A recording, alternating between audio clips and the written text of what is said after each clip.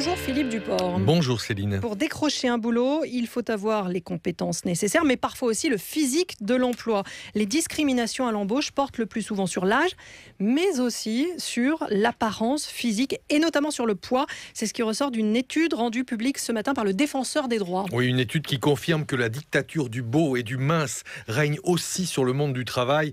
Les personnes interrogées par le Défenseur des droits, toutes au chômage, affirment que l'apparence physique est le deuxième facteur de discrimination derrière l'âge qui arrive constamment en tête de ces études. Un tiers des personnes qui estiment avoir subi une discrimination disent que c'est à cause de leur physique qu'elles ont été écartées. Une proportion qui est plus forte chez les femmes que chez les hommes. Les femmes sont 2 fois plus nombreuses à s'affirmer discriminées que les hommes en raison de leur physique. Être une femme obèse en particulier concentre les plus forts préjugés chez les personnes qui seraient susceptibles de les embaucher. Selon cette étude du Défenseur des droits, les femmes obèses déclarent 8 fois plus être discriminées en fonction de leur apparence que les femmes qui ont un indice de masse corporelle normal. Alors, 2 invités sont avec nous. Bonjour Sylvie Benkemou.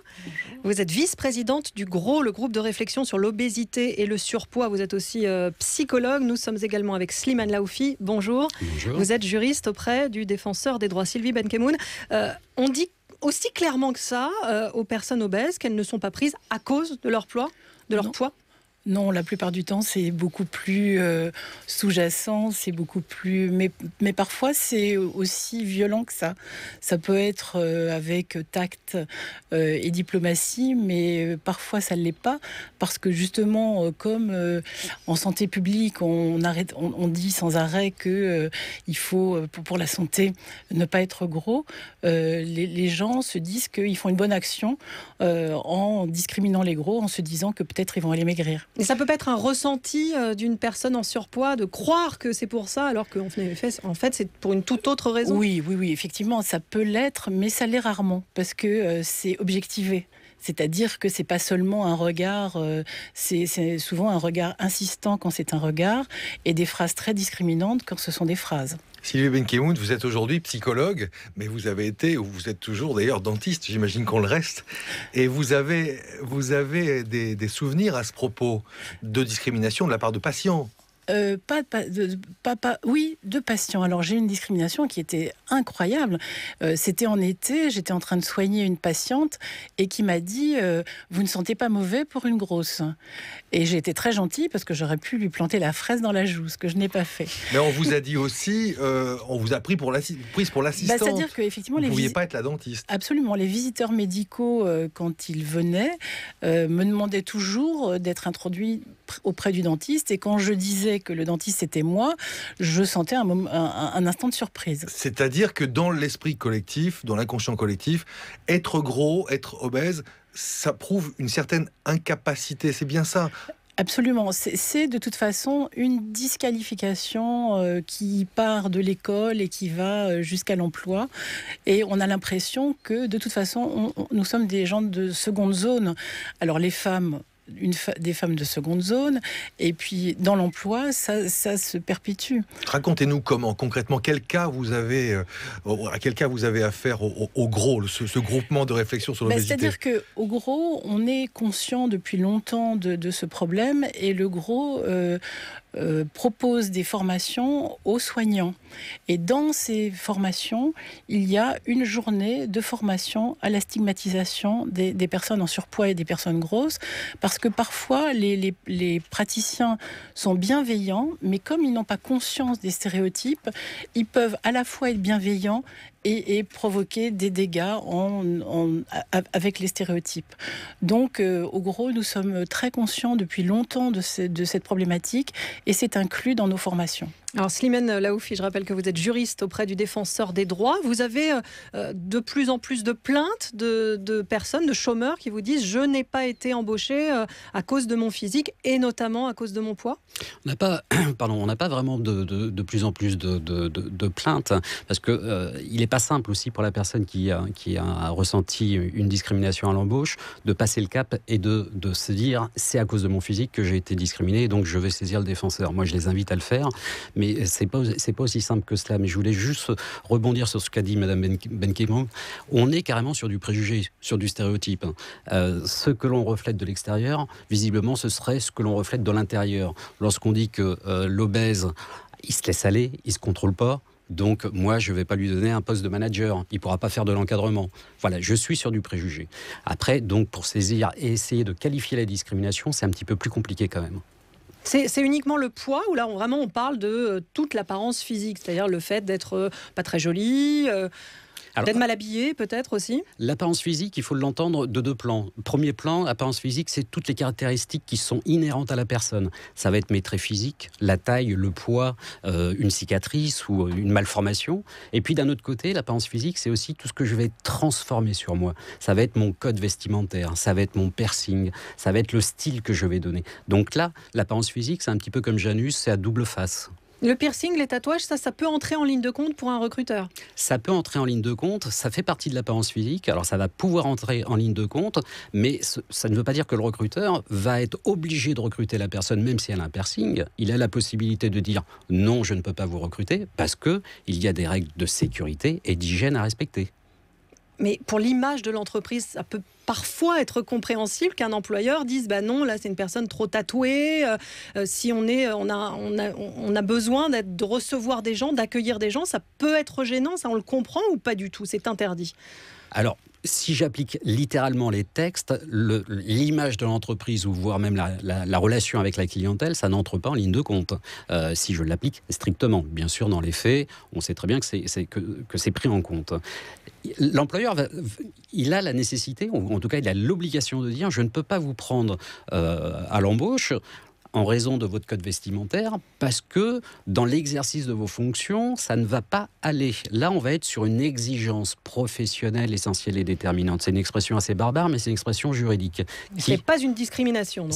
Ça ne sera pas une discrimination à partir du moment où je démontre cette exigence professionnelle essentielle et déterminante. On va continuer à parler de ça juste après les titres, parce qu'il est 13h24.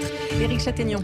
La ville de Vannes, encerclée par les agriculteurs, ils ont installé des barrages à des endroits stratégiques pour dénoncer les cours trop bas du lait et du porc. Manifestation également à Caen sur la Nationale 13, alors que les ministres européens de l'agriculture se réunissent aujourd'hui à Bruxelles.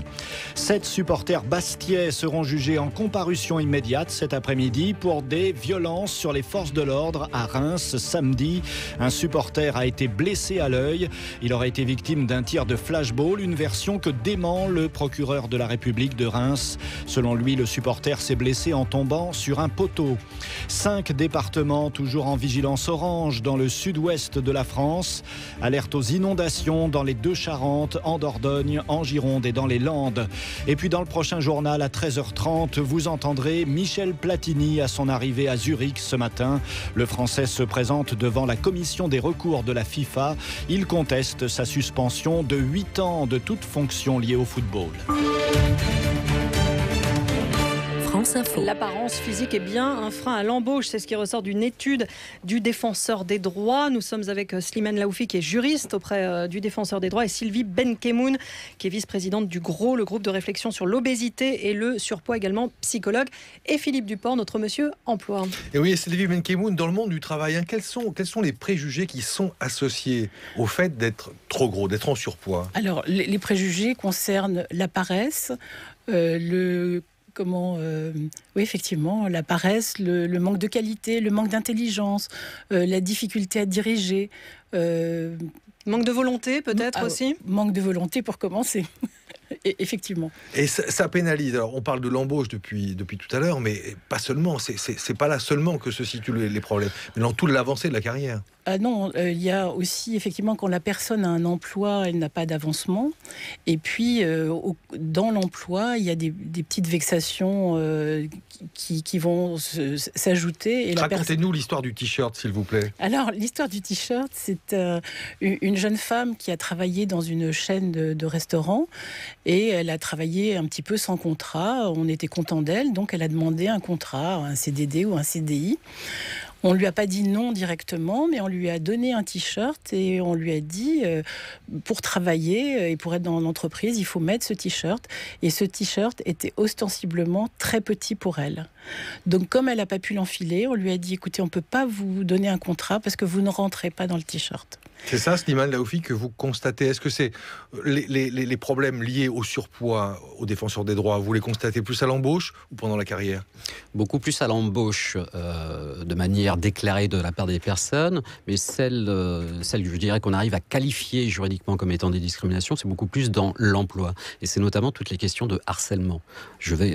On va harceler la personne par des moqueries, par des blagues qui vont être incessantes et qui vont susciter, en tout cas créer des situations de harcèlement. Est-ce que les juges sont sensibles à tout ça? Est-ce que vous arrivez à faire condamner les employeurs?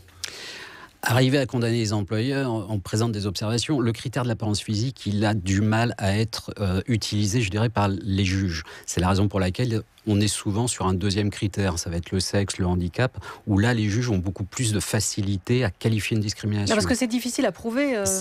C'est très difficile à prouver, de dire, je crois que les juges, notamment quand on est sur de l'apparence physique, très physique, beauté subjective, se disent, c'est pas moi de juger si la personne qui est en face de moi est belle ou moche. Voilà, on est sur un critère qui est tellement subjectif, qui n'est pas défini, en tout cas dans la loi, que les juges ont du mal à le cerner et de l'utiliser. Et alors, un fabricant, un vendeur de prêt-à-porter, par exemple, il est autorisé ou pas à refuser d'embaucher une personne qui est en surpoids et donc, on peut penser, pas vraiment dans la ligne de l'image de ce qu'il veut montrer, vous voyez. L'expression utilisée, Philippe, dans la ligne. Oui, elle est bien. Dans la ligne du parti, j'ai failli dire.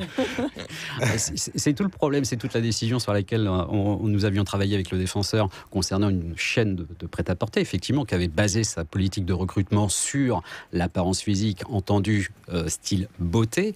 Le défenseur a considéré, en tout cas, que c'était une discrimination. On n'a pas à prendre en compte l'apparence physique style beauté, très physique, pour recruter les personnes, notamment par rapport à un poste. Il faut étudier les caractéristiques du poste. C'est pas le fait que je veuille démontrer une image de marque de ma société qui va m'autoriser à sélectionner sur le physique les personnes. Je les sélectionne sur les compétences. Sylvie Benkemoun, et ce sera ma dernière question, ce sont davantage les femmes qui sont discriminées que les hommes sur l'apparence physique ou pas? Effectivement, très majoritairement, ce sont les femmes et ça rejoint le sexisme. C'est-à-dire qu'une femme dans l'emploi, on lui demande d'être très décorative. Donc, effectivement, on pourrait vraiment associer la discrimination liée à l'obésité et au surpoids au sexisme. Merci beaucoup d'être venu dans le studio de France Info. Sylvie Benkemoun, vice-présidente du GROS, et Slimane Laoufi, juriste auprès du défenseur des droits Philippe Duport-Ademin.